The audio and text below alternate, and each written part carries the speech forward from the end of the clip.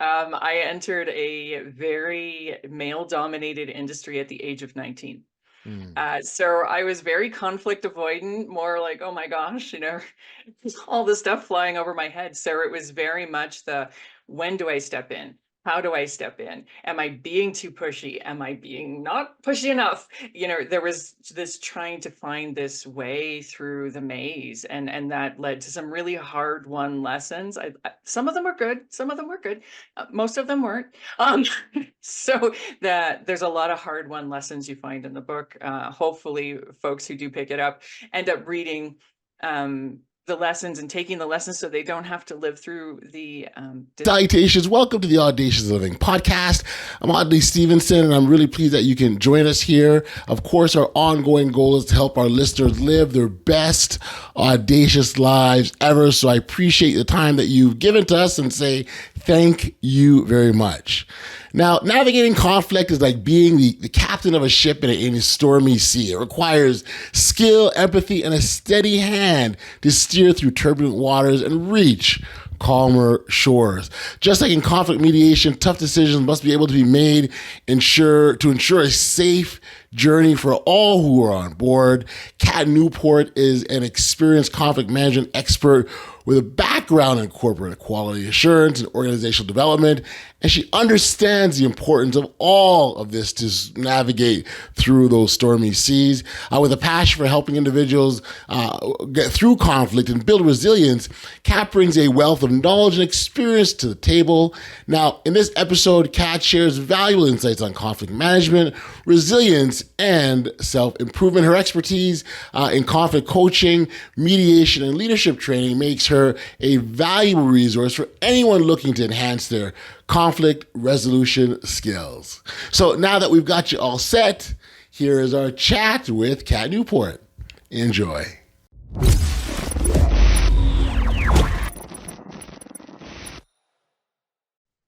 Hey, Kat, thank you for joining me here today on the Audacious Living podcast. It's a pleasure to spend time with you like this. Thank you for being here. Thank you so much for having me. It's a great honor. Thanks. Yeah, no, I really, as long as we've been doing this podcast, it's just I just feel fortunate enough to engage in the conversations I've had about all sorts of great topics and ways that individuals can live their best audacious life that we talk about, and certainly one of those ways is self improvement, finding new ways of challenging ourselves and growing. And I think this leads into a sort of nice segue in the work that you do around conflict, particularly those who view conflict potentially as a negative or bad thing. There's oftentimes a part of that conflict that is overlooked and maybe not recognized, that it can provide some opportunities for them growth and development and to get to a better place overall. And so really excited to kind of get into that with you. And maybe as a starting point, if you can sort of fill our listeners in on sort of the work that you do and kind of how you landed here yourself. It's been quite a circuitous route to get to It usually conflict is, isn't it? management. It Most usually is, folks isn't it? don't walk into it, right? You're absolutely correct. So I spent many years, but more than I care to count, working in a corporate environment. And so working with quality assurance and organizational development and process and procedure and all of that good stuff. And if you want conflict, try quality assurance, going in and saying, we might not be doing this quite right. People love to hear that. So going throughout my career, it's something that I definitely had to develop. So once I stepped out of my corporate career last year, I said, okay, what do I know? What can I bring? How can I help? Where do I move forward? And Mhm. it was conflict. One of the biggest programs that I had in the organization I was in last, one of the most popular, was conflict management. How do we deal with this on a day-to-day basis? So I definitely leaned into that, moved into conflict coaching, mediation, and facilitating training on leadership skills, and Right. usually called soft skills, but I hate that term. I hate Those that are term. hard. Not soft about it at all. Those are very difficult skills. Agreed. Agreed. So yeah, and end up writing a book. So yeah, wrote the book on conflict, I guess. And then sort of personally, what was your viewpoint on conflict prior to you trying to get involved with it? Did you have a I mean, some I guess that's because sometimes where we are personally isn't always the exact same place that we end up professionally. We've got to learn something new or develop in this area. I'm wondering what it was for you. Good golly. I entered a very male-dominated industry at the age of 19. Mm. So I was very conflict avoidant, more like, oh my gosh, all this stuff flying over my head. So it was very much the when do I step in? How do I step in? Am I being too pushy? Am I being not pushy enough? There was this trying to find this way through the maze, and that led to some really hard won lessons. Some of them were good, some of them were good, most of them weren't. So that there's a lot of hard won lessons you find in the book. Hopefully, folks who do pick it up end up reading the lessons and taking the lessons so they don't have to live through the discomfort as well. Mhm. Well, that's the key to any sort of lesson, right? Is to avoid. There's an expression I heard.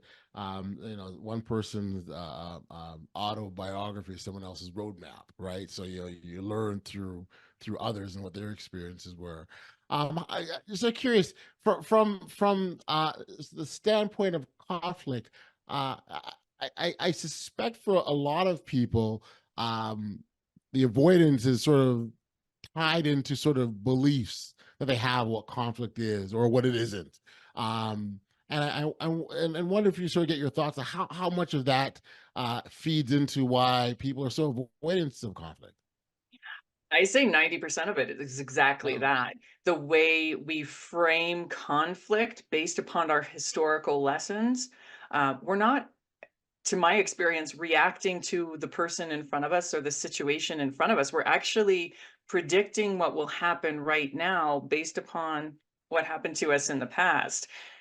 So it makes it very difficult to evolve and respond differently and engage and build a relationship in a different way than you have before, when you're worried that, oh, this bad, it's usually a bad thing because that's what the brain holds on to, right?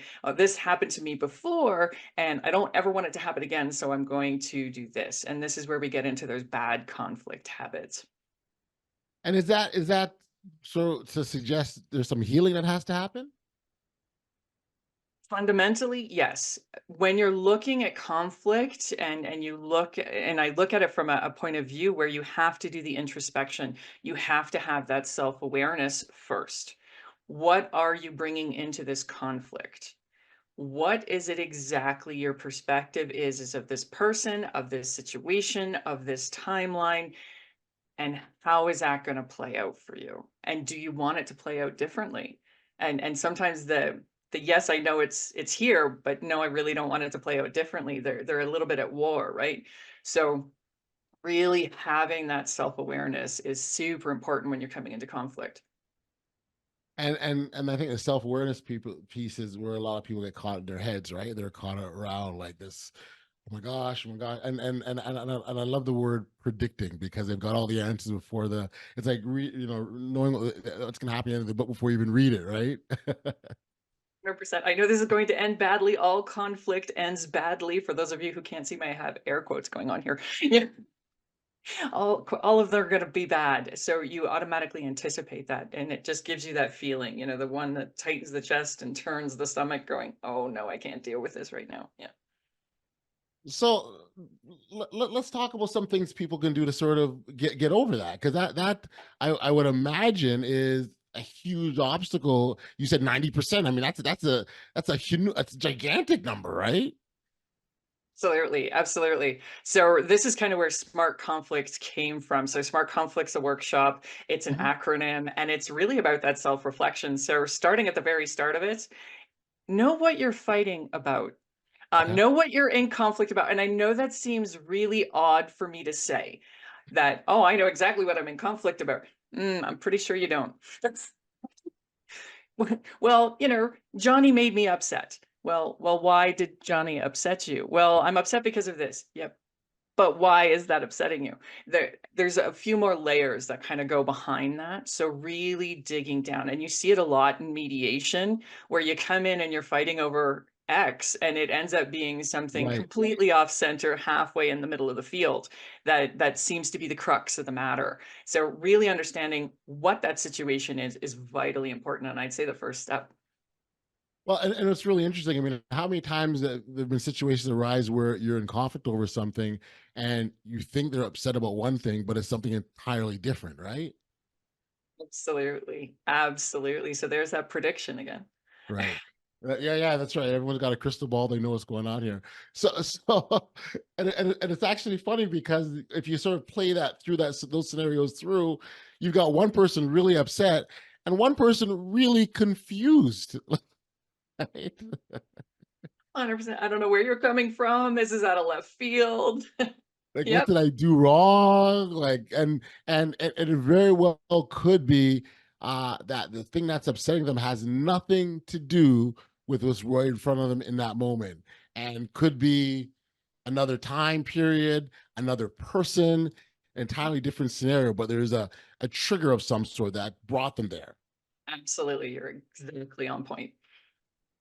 And so the self-aware, so that's where the self-awareness is kind of the first starting point. So so Kat, now I know that when I was 12 years old I got my bike stolen and I'm triggered and upset about that. Now what?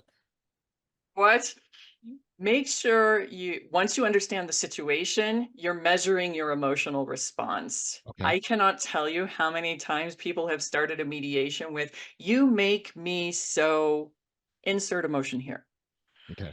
And while events do impact how you feel, you do choose what to react on and you do choose what to feel. So if Johnny's made me so angry, but I really got to figure out what is it that's making me angry, and is it really Johnny, and what do I want out of this situation? And is coming in swinging proverbially, metaphorically, not Yes. physically, Right. coming in swinging going to fix this, or is sitting back and measuring that emotion, going, how do we move forward?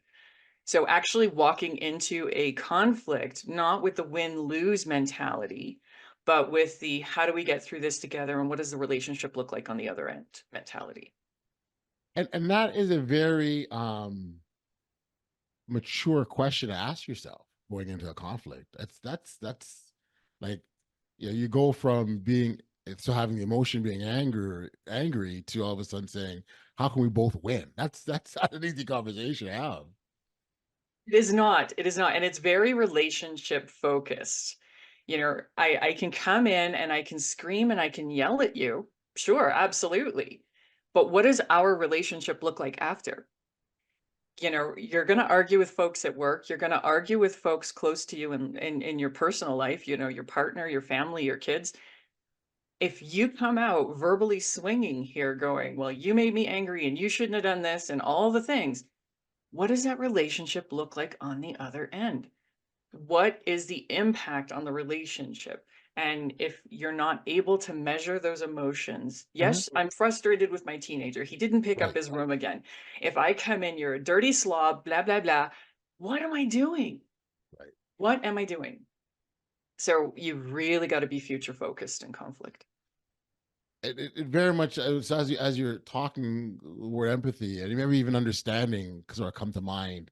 um uh how important are those two skills in sort of the conflict management framework?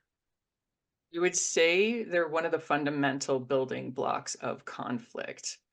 I don't have to agree with you, but I do have to respect that you're an autonomous human being with your own thoughts and feelings. Mm, I really have to look at that. And that's where the magic happens.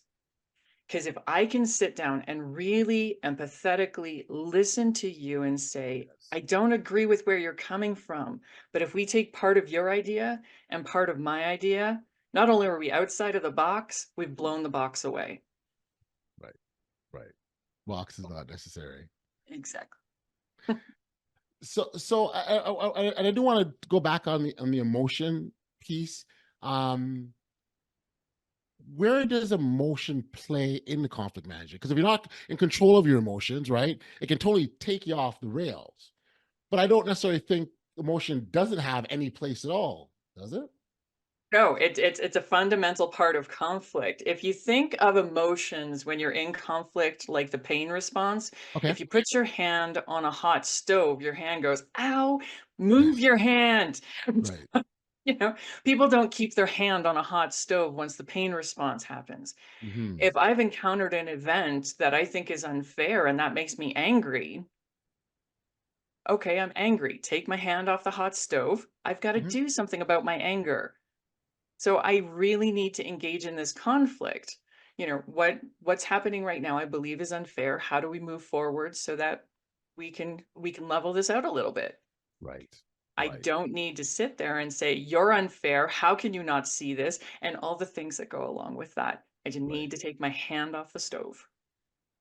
I think that's a great analogy. Like that's and a wonderful imagery. Like step away. It's almost it's the idea of sort of taking the temperature down. Let's bring the temperature down a little bit so that we're able to hear each other. Because that sometimes is a big problem. Like we're just not hearing because we're both wanting to make sure that we can prove to the other person that they're wrong.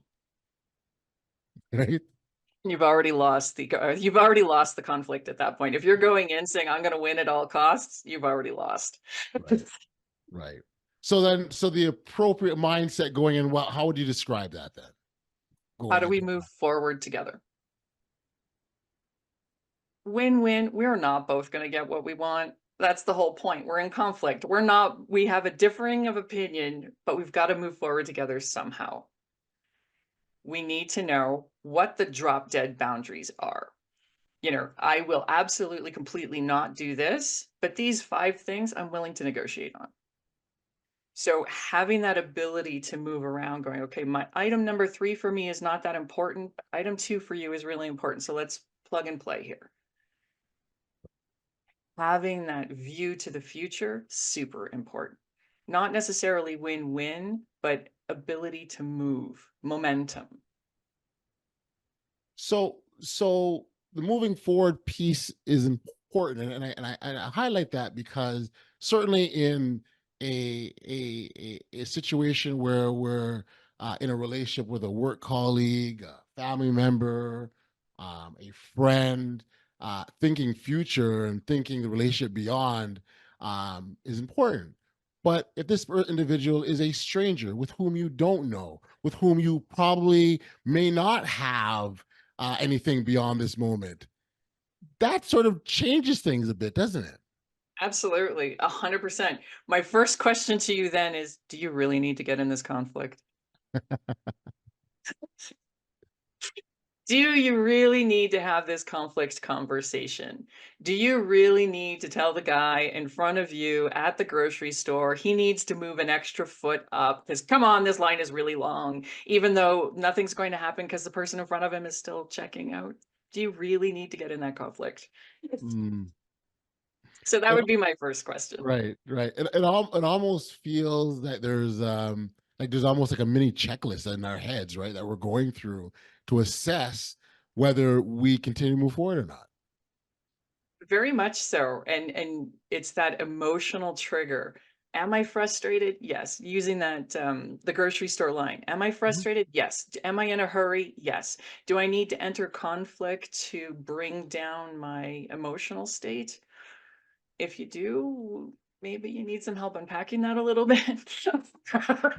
Right, right, right, The right. poor fella in front of you in line did not expect to cause this issue with That's you right. today. Particularly when he is unaware, because that's another part about this as well too, is like maybe this person isn't even aware of the impact his actions is having on you. And so when we talk about the empathy and understanding thing, I think that's a perfect example of it. 100%, absolutely. You just end up there's the narrative that's running in your head, right? You have your own perspective of reality. Well, everybody should know that you move 2 steps forward when the person in front of you moves 2 steps forward. Everybody knows that. Yeah. Do they? Do they really? Uh, this is your rule. This rule is in your head. Yes, absolutely. And when someone doesn't do it, it is frustrating. I get that. But again, what is the value of engaging in that kind of conflict? Yeah. The barista messed up your order. What is the point of yelling at the barista? Enter Right. the conflict. I need a drink. This is not what I ordered. Can you replace it, please? And you're done. You had a conflict and there was no negative anything going on. It was positive and both of you are going on with your day. Right, right, right, right. It's funny because you'll see, and even in that example of the barista, you'll see people. They like I truly believe that there's a segment of the population that feels that I have to yell and scream to get what I want.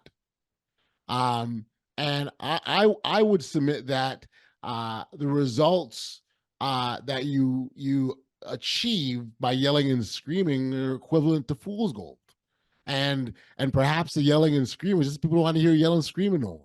Like it's nothing to do with you getting what you want because you resolved it. You didn't resolve it. You just made it worse by yelling and screaming.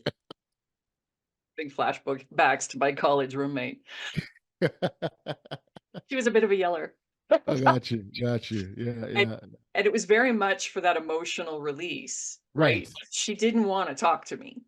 She wanted to yell at me, get the emotional release, and make sure I didn't have any space. I don't know how she breathed. I made sure I didn't have any space to say my perspective. Her perspective needed to take predominance, and that's what preserved her comfort. Hmm. There was no ability to be uncomfortable or experience discomfort or dis-ease in the moment. She had to be comfortable, and it was easier to push away with the yelling than it was to engage in constructive conversations. So yeah, that definitely resonates with me. Got you. So can we talk about that growth aspect of conflict?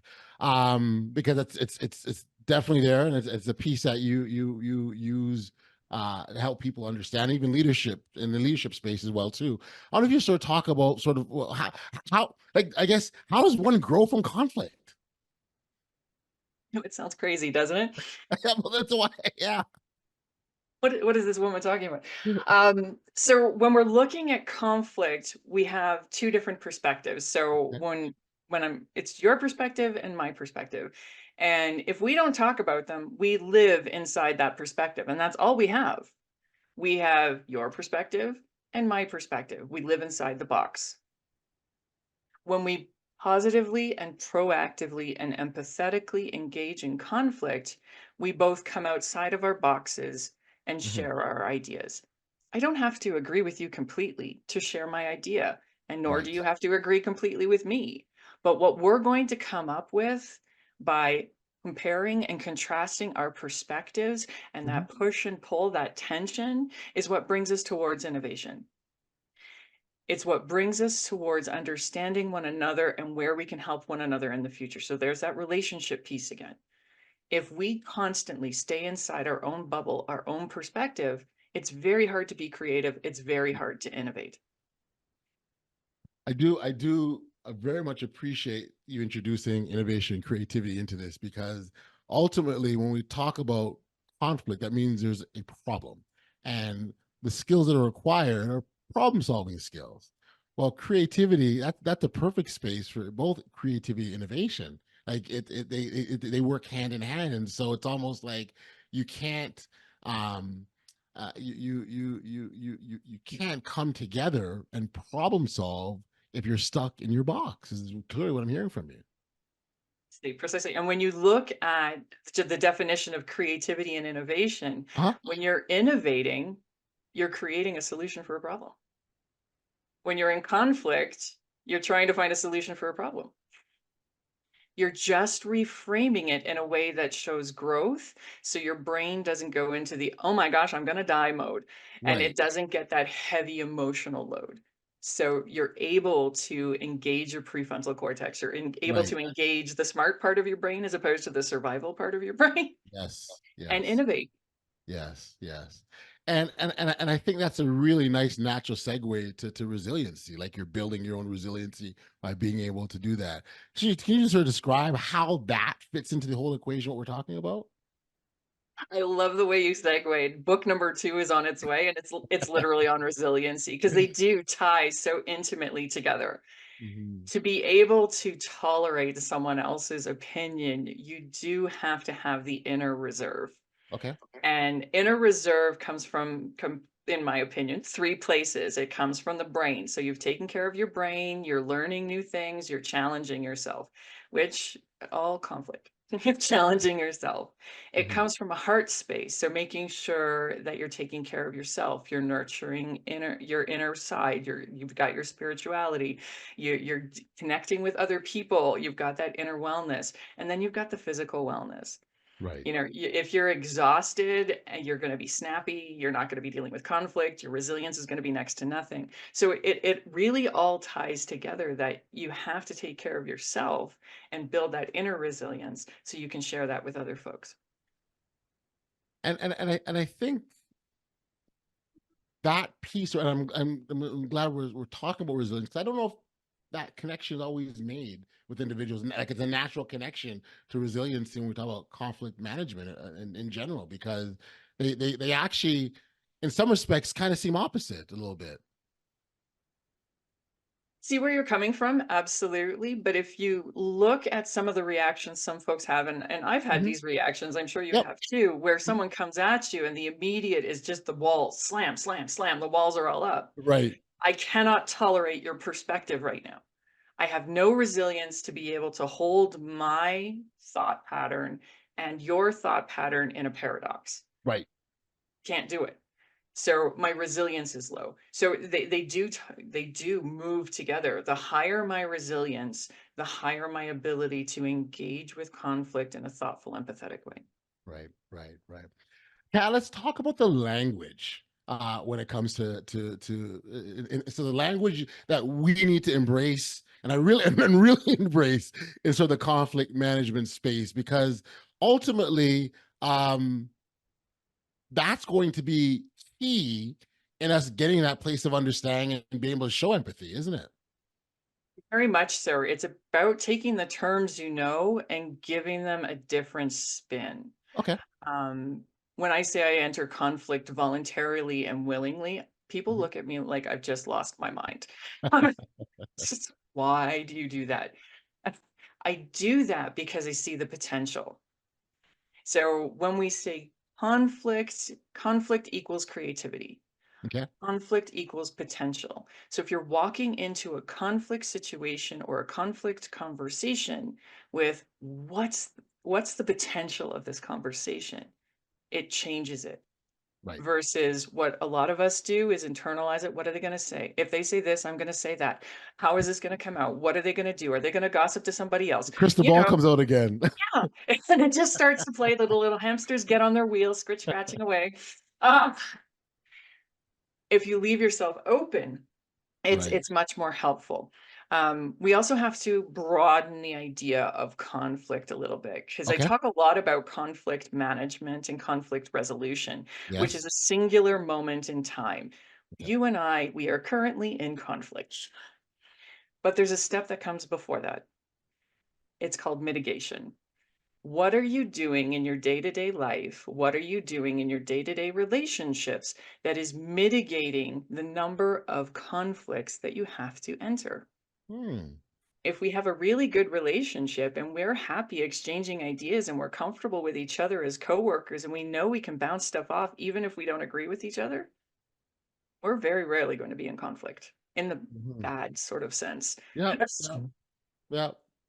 So we do have to take it a step further. So what are you doing today to prevent tomorrow's conflicts? What are you doing in the conflicts to better resolve the conflicts?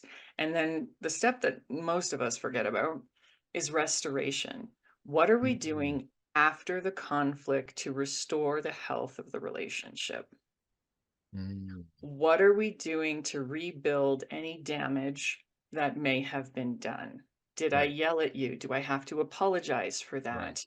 that? Did I gossip? Do I really not have to do that? You know, what do I have to do to rebuild that psychological safety in my relationships or my workplace? Right. And so that goes back to that checklist that you're going through. And so, for example, using stranger analogy, if that person is a stranger, do you need to go through those things? Well, no, they're a stranger. I'm not gonna ever see them again, as an Mhm. example. Precisely, precisely. I mean, just think of the fender bender you get into. Yep. You know, do you wanna come out of the car screaming and yelling at the the poor person behind you who slid on ice? Welcome to Canada. Who slid on ice, right? You can yell at me all you want. I tried to stop, I couldn't stop. Or you Right. can come out going, "Oh my gosh, is everybody in the car okay?" Right. Right. Yep. Yeah. there are choices. Yeah. I remember not too long ago, I was in a conversation. It was a group conversation we had, and there was exchange of ideas. Right, that's what happens. Right, and not all the ideas were in line with one another. And another individual said to someone else, I observed this. They said, "I'm going to have to. I'm going to disagree with you, but I'm going to do so with love." And I just thought that was a really interesting way of framing that, right? Because what I heard from that, it's a reminder of like it's not that I hate you or I think you're an idiot or you. It's not none of that, right? It's just that I just don't agree with you. And I just thought that was a really creative way of disagreeing with someone. That's empathy in action. I love you as a human, but I really don't like this idea. We're talking about concepts, not people. We're Right. talking about actions, not fundamental personality traits. And that's where the difference lies. A lot of us get in conflicts thinking, oh, Johnny is bad, bad to the bone. Well, Hmm. Johnny made a mistake. Right. It's a very different way of looking at a conflict. Right. Right. Um, I want to sort of look at the leadership space here for a moment, Kat, because um, leaders have to deal with conflict all the time, and and if you're looking at between leaders and maybe and the people that they lead, as an example, there is an onus for the leader to be able to have the skills to master conflict, right? To be able to navigate it, master it, and come on the other side in a positive manner.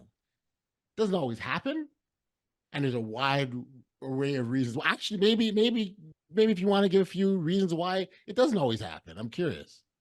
The first thing that comes to mind when we start talking about managers managing conflict, Yep.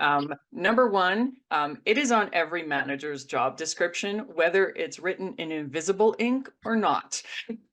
Every manager is going to have to manage conflict. According to the studies, anywhere between 38 and 42% of the time, that's how much time a manager spends on managing conflict. 38 to 42%. That's a huge chunk. And when you look at the number of organizations that actually train their staff on conflict management, we're hovering Right. around the 40% mark. So That's higher than 60%. that's higher than I would have thought, actually. Oh, good. You're surprised in a good way. That's good. Good. Yeah. When we look at it on its ear, 60% of the managers in the workforce in North America are spending 42% of their time doing something they have never been trained to do. And then we wonder why it turns out badly. Right. Right. Right.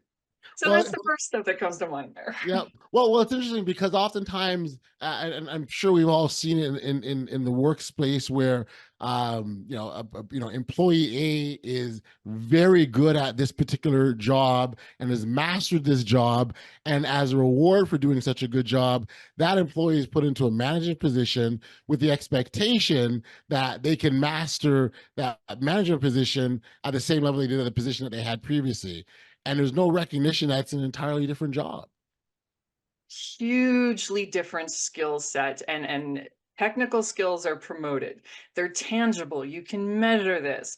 Your best sales guy becomes the leader of all the sales guys. Yes. And I use that as a general term, guys, gals, whatever. Yep. So, Understood. so Understood.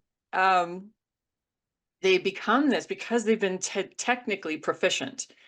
But managing human beings is completely different than hitting your sales targets. Right. Right. Entirely different. You are now responsible for finding the best ways to have other people hit their sales targets Right. Right. on its ear. And this is where those professional skills, soft skills, those professional skills come in. It's funny. No, it is. That's where they come into play, and that's where they're needed, and that's why I think it's so important that when we talk about managing conflict, that we're encompassing a few factors here. And I mean, for me, I'll fall back on the empathy thing because that's probably the sort of the biggest one. In my view, not I'm and, in terms of being able to move forward. Um, it just again, it just seems that mark for whatever reason just seems to be missed, and I would. And again, I fall back to the emotion is that blockage. Like I can't see you, I can't hear you, I can understand you, I can empathize with you because my wall of emotion is in the way. Absolutely, absolutely. And it's very difficult to teach that. Right. How do you teach someone that their emotions are valid, yet you can still put them on the side and hold a paradox? I mean, how do you teach? The Stoics have been trying to teach that for thousands of years. Um, Yes. if they can't do it, I'm not sure I can. So Right. this is where we have to really start looking at who we are promoting and what Gotcha. skill sets are we promoting. Yes. Does Sally really know Johnny, and Johnny's the CEO, so Johnny says, "Hey, Sally, let's go up." I mean, I can't tell you how many times I've seen that in organizations. Yep. That it's this, "Oh, yeah, I know you, so it's great." And there's really no gauge for that emotional ability. How do you handle conflict? Where is that conflict? Skill set. Are you able to see the bigger picture? I mean, we're talking empathy here. We also need Yep. to look at the bigger picture. Right. Your relationship with your coworkers' relationship, how those two processes at your job fit together, and how that impacts the overarching organization and product or service development. I mean, this is a huge sort of snapshot at that point. If we're not working together and I refuse to talk to accounting because I don't like Jimmy in accounting, I mean, we're going to have some problems if I work in payroll. Right. Right. Right. Right. Right. And There, no, go ahead. Go ahead. Sorry. there's a lot of knock-ons that you really got to look at. And when I start talking process, and I come from a quality assurance background as Uh-huh. well, Hmm. most leaders just go blank. It's like, oh, just get the job done. Oh, but there's so many steps to getting the job. Yeah. Yeah. Really? Like, really there are? It's not just start and stop. Like nothing is. Who would have thought that, eh? That's funny. I don't know. I don't know. That's funny. Uh, I think this conversation is so applicable, for this podcast. Again, we talk about, how you live your best audacious life and how you get the best out of life. And, we're not here alone, right? We're not, and because, and there's others around us. And I believe that like we don't arrive at this point of greatness by ourselves. And along the way, we've had assistance or help or support. And the skills and things that we've talked about, briefly talked about here, really enable us to enhance those relationships. And if we're able to move forward with enhanced relationships, then our ability to elevate ourselves and others around us, and that increases even more. So that's why I think this is such a fitting conversation. Absolutely. I agree with you completely. The more we surround ourselves with people who build us up and give us different perspectives, the more we're increasing our resiliency. The Mm, the more we have the mental and emotional capacity to give to others. right. And that is vital. Human beings are social creatures. As much as we might want to live in the woods with sticks in our hair, um, there are some days. Um, we are social creatures. We do need that connection with other people. It's hugely important. So, yeah, this has been such a phenomenal chat. I'm so glad that we had this today. Tell me about your book. I know you. I don't want to. We're not going to disappear here before we. You. I know we sort of touched on a lot of the principles, if you will, of what smart conflict is, which is the name of your book. I wonder if you could just sort of give us a quick snapshot there. Absolutely, absolutely. So, as I mentioned a little earlier in the podcast, it's a bunch of stories from my long corporate history. I won't tell you how long because I look really good. So long corporate history, um, and I really tie that into that empathetic leadership model, that self-reflection piece. So, for those of you who learn from the storytelling, you've got some really great stories that tie then into some really practical, tangible things that you can do. I'm a big list maker. I'm really big at putting things down so that they're easily digestible in little nibbles as your resilience builds. So yeah, really proud of Smart Conflict, and it's available on Amazon in hardcover, paperback, and Kindle. Awesome. For our listeners that wanted to connect with you directly or learn more about you, where could we send them? Easiest place is my website, which is smartconflictbook.com. Awesome. Kat, this has been great. Thank you for the time, the insights, and just the energy around conflict and what that means, and really understanding. Because I think the deeper our understanding of what conflict is, the more impactful it could be in a positive sense. Great being here. Thank you so much, Audley, for making this great. Take care.